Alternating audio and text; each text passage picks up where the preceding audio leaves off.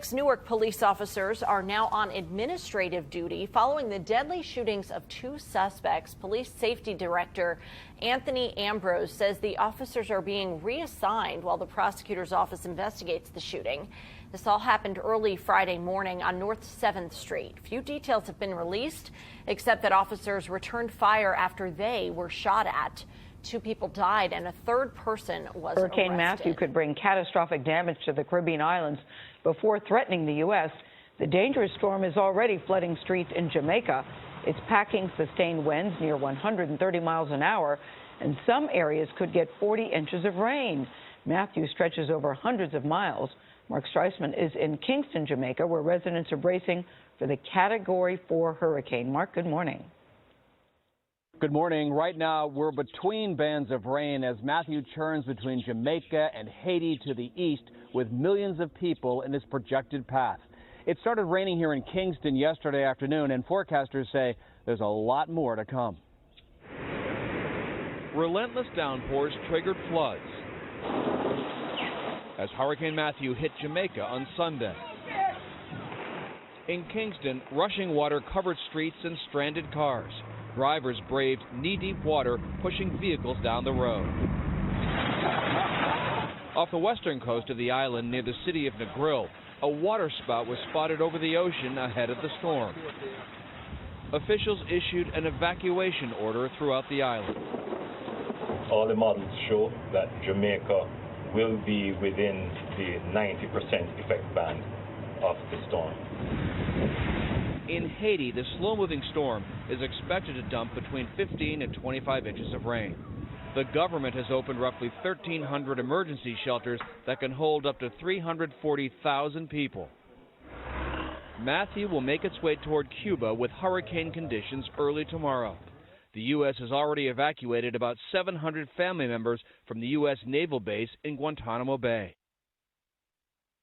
The State Department has advised non-essential personnel here in Jamaica, but also in Haiti and the Bahamas, to evacuate if they can, but at the very least, to hunker down. The impact in the U.S. is still unclear, forecasters say, but many of you living on the East Coast could start to feel it by the end of the week. Josh? Mark Strassman in Jamaica. 502, a pregnant woman is found dead, and the investigation leads to a teenager being arrested. Today, that 16-year-old is expected to be formally charged with murder. 7 Action News reporter Shelley Childers joins us live this morning with more. Shelley. Police tells Amanda Benton's body was found in an abandoned home on Detroit's southwest side about a week after she was reported missing. Now that 16-year-old is arrested in connection with her death, and today we hope to learn more as he is formally charged. The family members of the 29-year-old woman held a candlelight vigil last night. They tell us the young mother was suffering with addiction and was ready to turn her life around through rehab, but the day before she was expected to check into that rehab facility, she went missing. The Melvindale woman's body was found in southwest Detroit in a home on Vanderbilt Street. That's near West Jefferson. Her sister asks Michigan families now to open their eyes to the cost of addiction.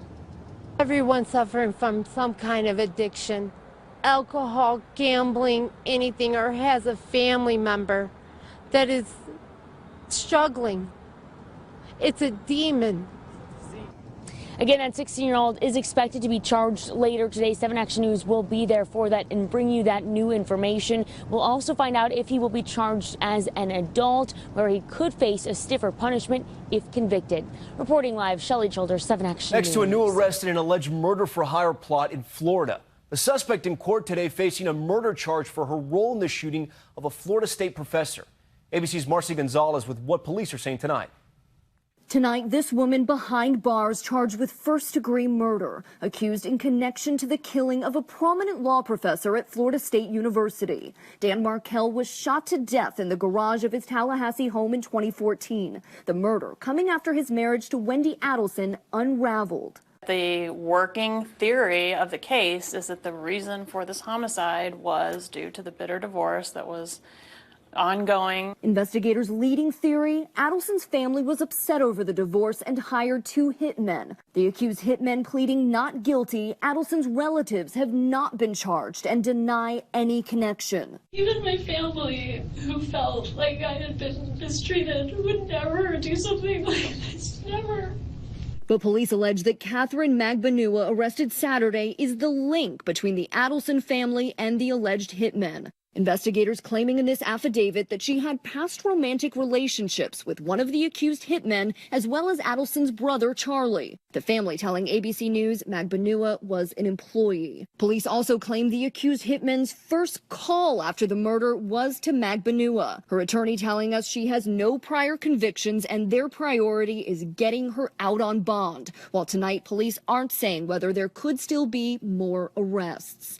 Marcy Gonzalez, ABC News. Now to the scary moments inside a school bus packed with students as it flipped over into a ditch. Here's ABC's Clayton Sandow. Tonight, new video of a terrifying unscheduled stop for students on this Houston area school bus. Watch as high school and middle school kids go flying when their bus veers off the road, flipping onto its side. All units on scene, the school bus rollover. Multiple patients. 25-year veteran driver Brenda Armster briefly looks in the mirror to ask a question.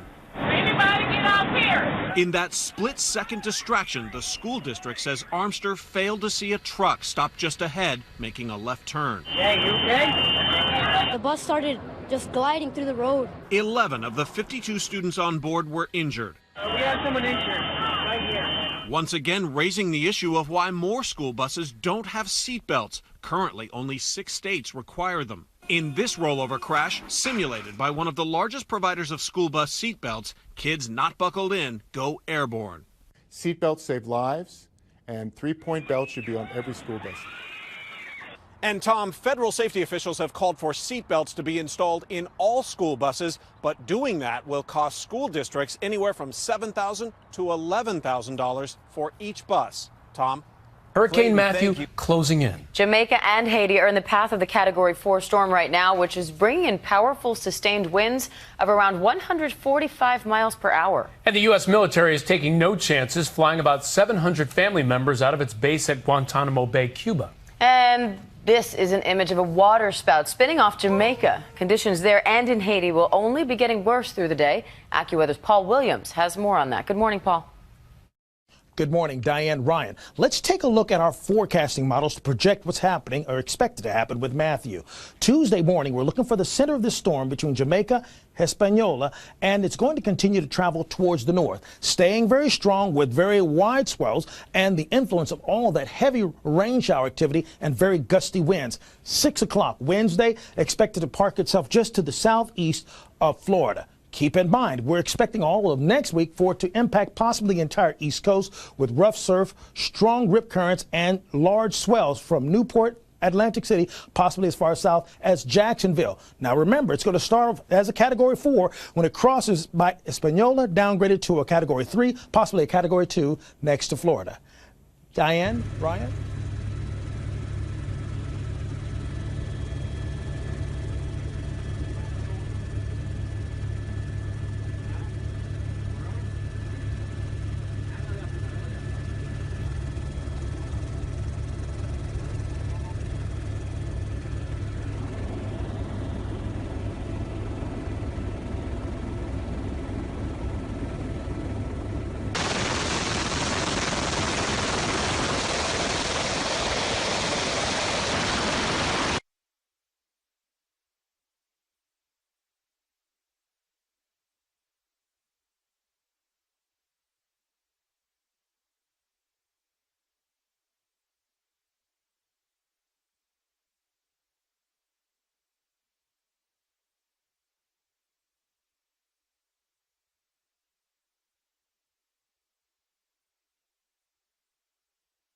Let's get more on where Matthew's headed now. Ginger, going pretty slowly. Very slow. Right now, north at 6 miles per hour, and that's been the track all weekend. It's been over open ocean water, but now is the urgent time. The next 24 hours, Haiti, Jamaica, and then the next 48 hours, it'll be parts of the Caribbean, including the Bahamas. Let's go ahead and look at this. I want to lay this out. No alerts yet for the United States. There's a reason for that, and I'm going to explain it. Right now, we just see tropical storm watches, hurricane warnings, and hurricane watches that go through eastern Cuba up through the Bahamas. I want to lay out exactly what the track looks like so you can see it at this point.